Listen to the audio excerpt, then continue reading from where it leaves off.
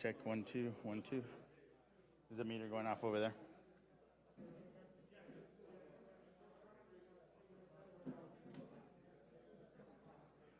Yeah. Mic check, 1 2 1 2.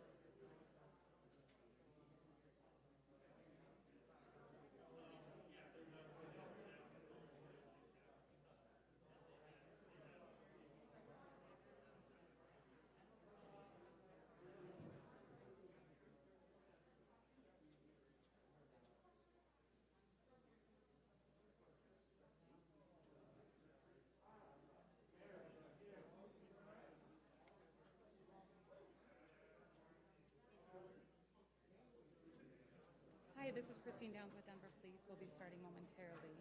We just ask that everybody keeps their phones, devices on mute. And we will ask questions in the room, and then we will turn on to the phone. Thank you.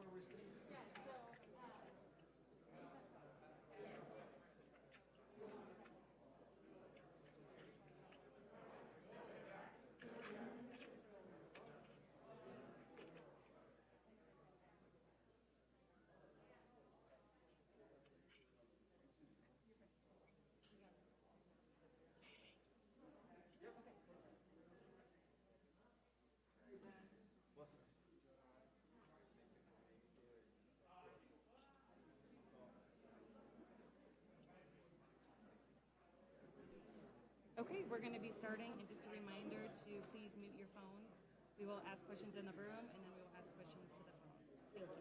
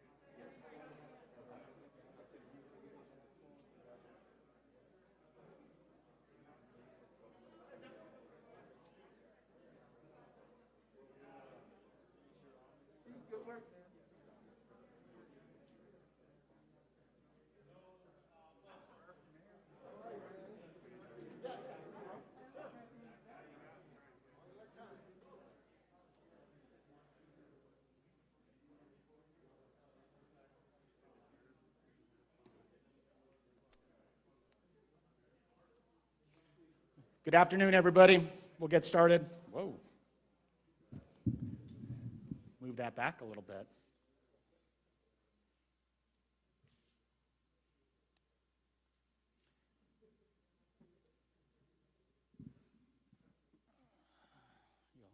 Everybody's good? Thank you. First of all, I want to thank you for joining us today.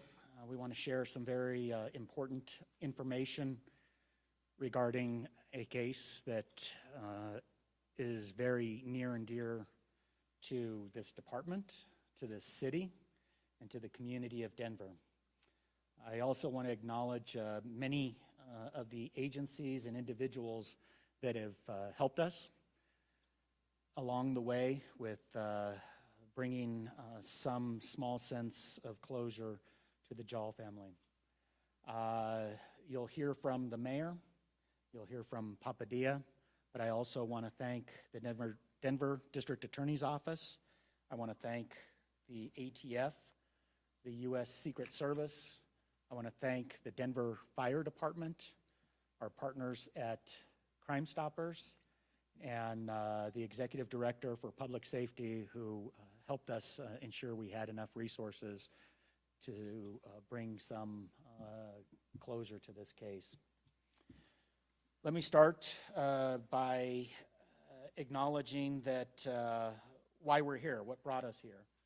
On August 5th of 2020, Gibi, Ajaya, their 2-year-old daughter, Khadijah, Hassan, her daughter, Hawaii Bay, were killed in an intentional fire in the 5300 block of Truckee Street. Today, we announce that we have arrested 3 juveniles for this crime.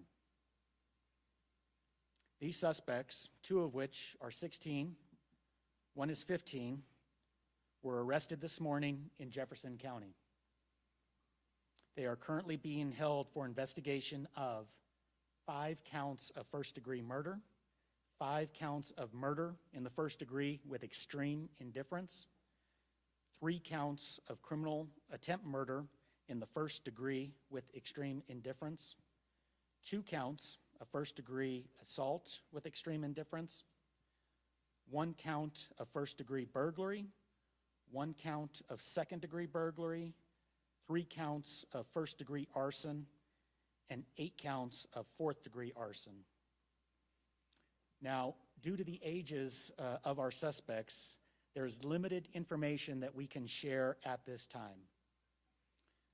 But what I can say is that the evidence that we have uncovered, the circumstances and the facts that we have found to this point do not, let me repeat, do not indicate that this is a bias-motivated crime. Arresting those who committed this crime was one of the top priorities for the entire safety department. And we worked closely with our partners in order to accomplish this goal. I want to thank our homicide team for their tireless effort on this case. They spent a significant amount of time working to help us bring closure to the Diol family. None of this would be possible without homicide, major crimes, and the partners that I have listed.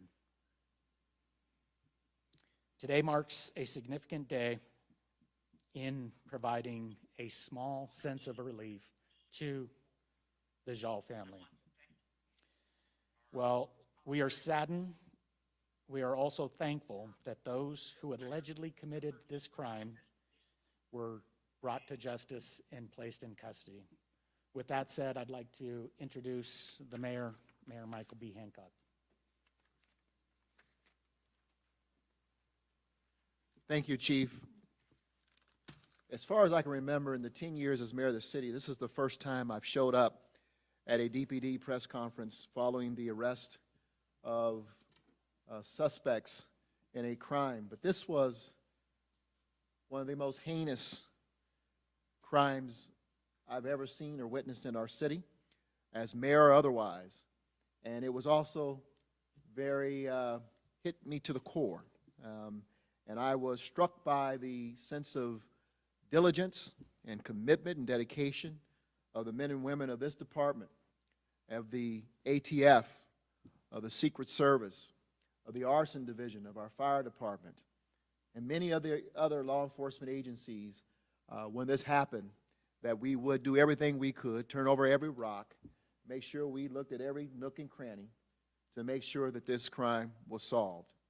And so, Chief, I'm honored to stand with you today to thank the men and women of this department, in particular, as you mentioned, the Homicide Division and the Major Crimes Division, for the tremendous work that they put in, the many, many, many hours, again, turning over every rock to make sure that we solve this crime.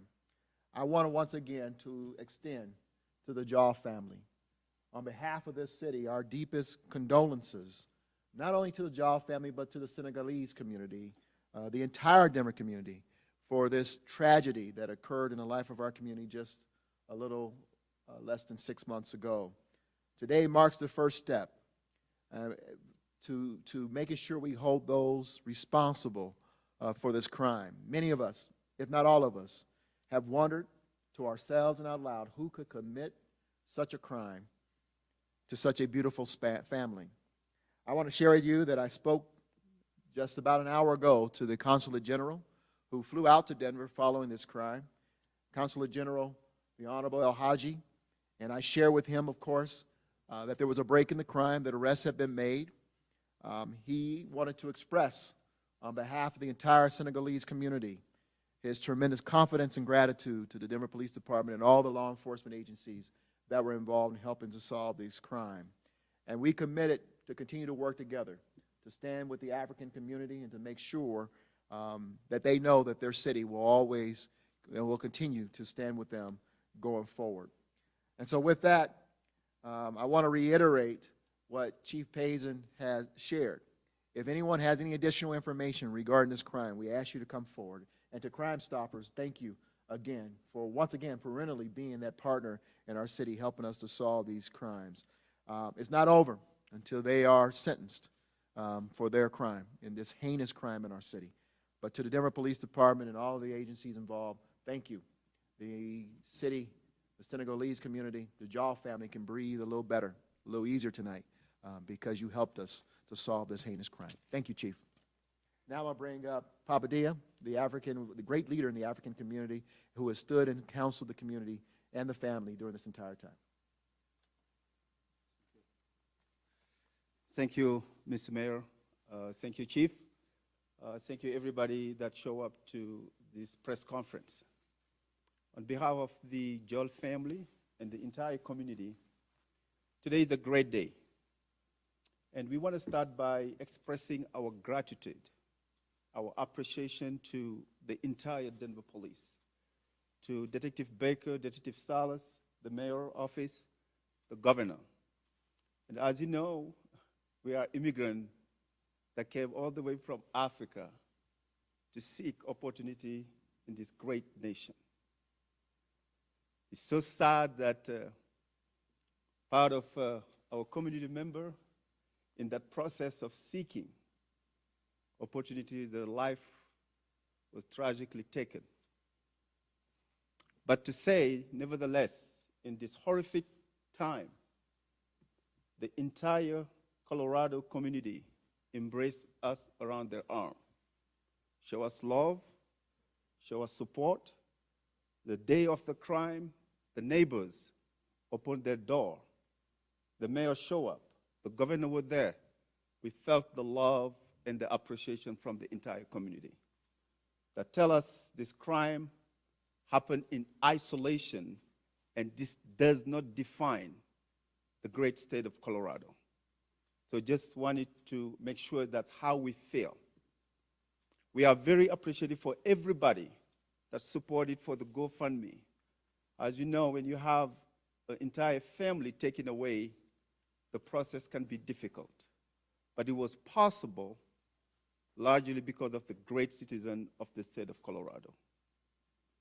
As you know, this is a case that the Senegalese government is following closely.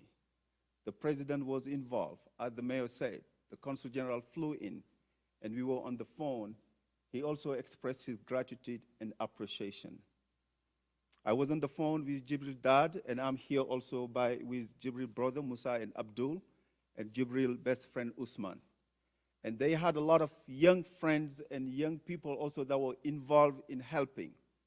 We want to express our gratitude. To the media, you have done an amazing job covering this case because it's been 6 months. At some point, we lost hope. We were afraid that this could become a cold case. But the media stayed on top of it, making sure they bring it up and people knew about it. Just know, on behalf of the Diol family, the Senegalese community, and the entire African immigrant community, this has been a rough year, not just for us, but for all of us because of the pandemic.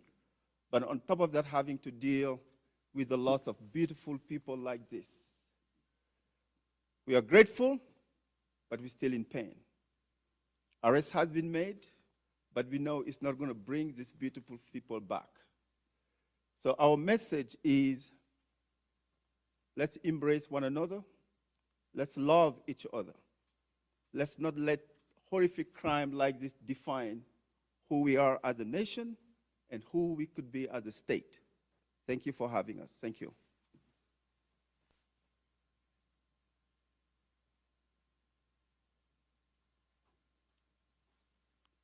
I mentioned earlier that we have 3 juvenile suspects, so we are going to be limited in what we can share, but at this time we will open up for questions. Deborah?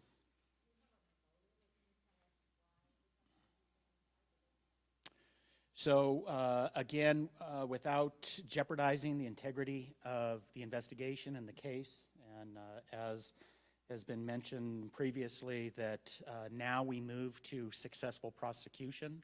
We're confident in the Denver District Attorney's Office, but we can't share information other than to indicate that there are no facts that we are aware of at this time that would indicate this is a bias-motivated case. If something changes, then obviously we can make changes to those types of charges. But we are very confident in the investigators' work, the work with our federal partners on this, that we have a good understanding of the hows and the whys on this. We just cannot share at this time because now we move to successful prosecution. Rick?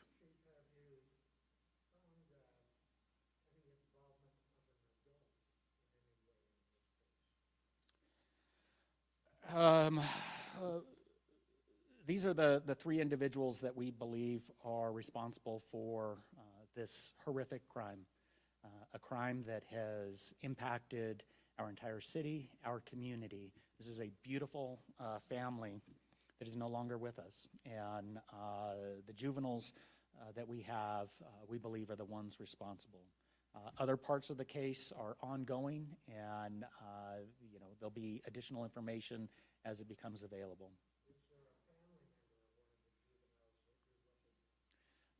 As I read off the 22 or 23 charges that I've indicated, the focus right now is on the three individuals that are in custody for the horrific killing of the Diol family. Chief Susan, this is Katie Easton Is over that the okay phone for this with one? 9 News. I wanted to ask if there's any indication that the DA plans to charge these individuals as adults, and if those if you believe these three individuals were the three masked suspects in that surveillance photo. Katie, nice to hear your voice. Again, we wouldn't comment on the district attorney's case now. We will work closely with them moving forward. As far as getting into specifics, I'm going to repeat what I stated earlier. We believe that we have the three individuals that were responsible for this tragic killing of the Diol family. Hi, this is Esteban Hernandez over at Denver. Right? This question is for Papa. Can you talk a little bit about what this means for the community, the Santa Cruz community specifically? Do you feel like people can sort of breathe a little bit easier?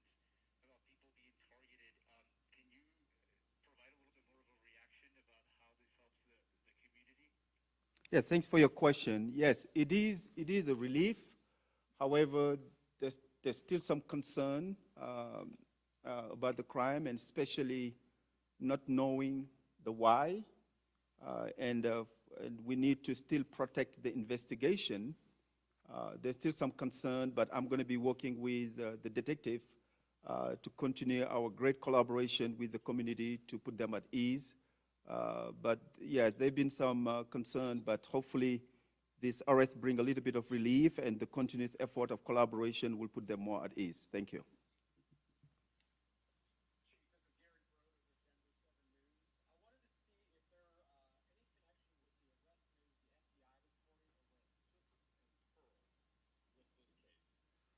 No. Everybody heard that? This was not related to the 6th and Pearl arrest. Two separate incidences. Deborah, you had another one?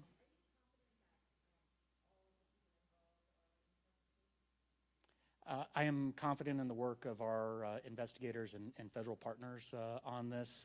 Again, without giving away too many of the details, we believe we have the folks that are responsible, and if that expands, we certainly will share that information as it becomes available and as it protects the integrity of the ongoing prosecution of the case. Oh, Karen, hold off 1 second. We got a question here, and then I'll go to you, Karen, okay? Jackie?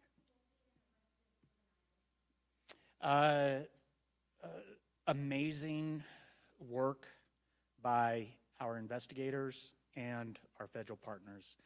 They have done an unbelievable job on this. There was very limited information that we had on this, and this was as complex of an investigation as I'm aware of in my entire career, and they did an amazing job.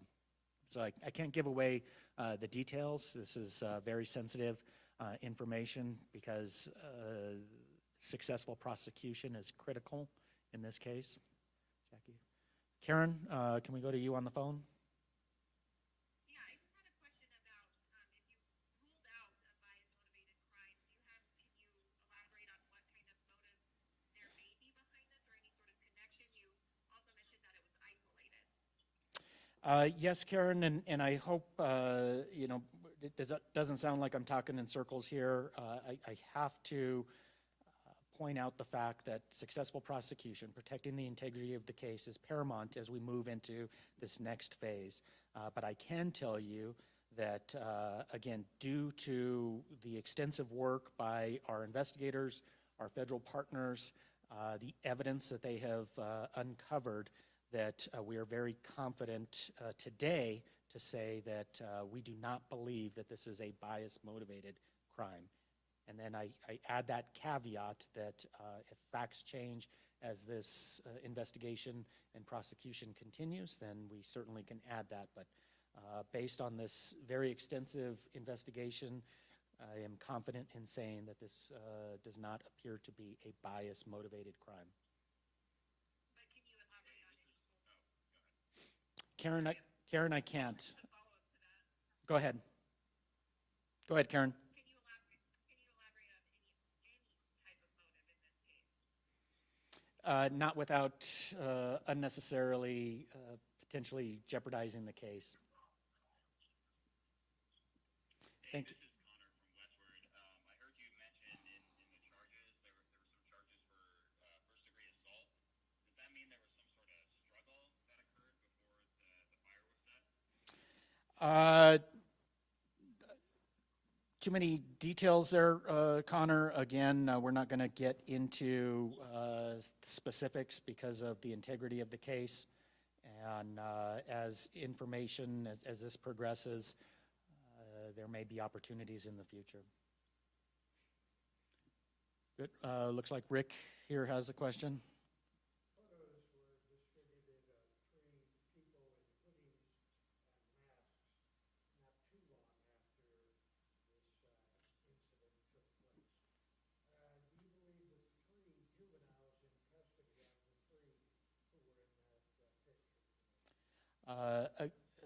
We believe that the 3 individuals that we have in custody are responsible for this horrific crime. And getting into specific details is just something that I'm not comfortable doing at this moment.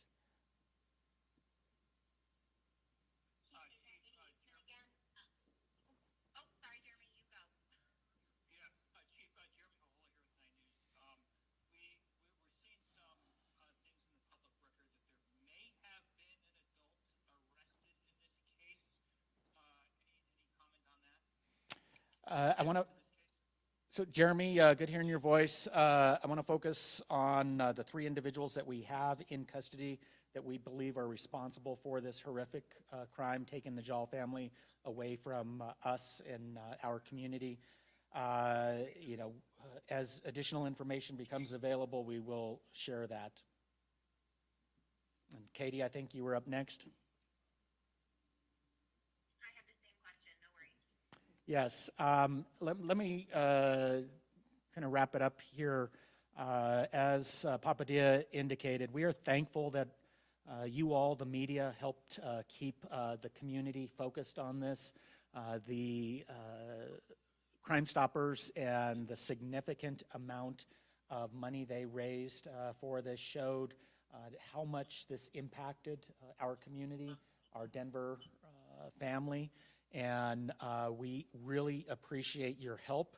I would ask that you also recognize how important it is to protect the integrity of the case. By no means are we trying to dodge questions, but as we move into this next phase, it is critical that we have successful prosecution, and sharing details, as small as they may be, we have to be cognizant of that fact because that's the next important date is trials and convictions. Are we, Lance Hernandez with Channel 7. Quick question. You mentioned the Crime Stoppers reports. How crucial was that to helping you guys piece this together? and maybe Mike Mills was going to ask the same question here in the room. Lance, our partnership with Crime Stoppers is invaluable. The fact that Papadia, the Senegalese community, the work of having rallies at the state capitol, keeping this horrific crime, keeping the Diol family at the forefront of our consciousness was critical to help us come to some small sense of closure for the family. So all of it plays a big part in raising awareness and addressing this senseless, horrific crime that we now can say we believe we have closure on. And then we're going to switch to Lance, or I'm sorry, Lance, we just talked to you. Mike?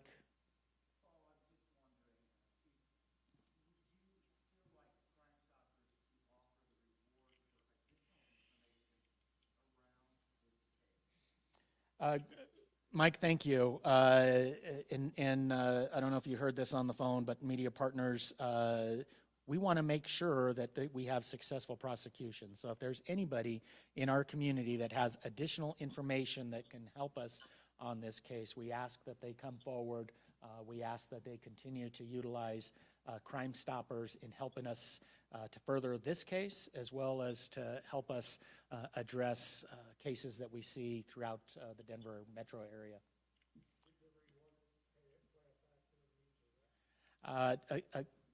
Rick, not getting into any of the details, I want to, focus on this was an incredibly complex case.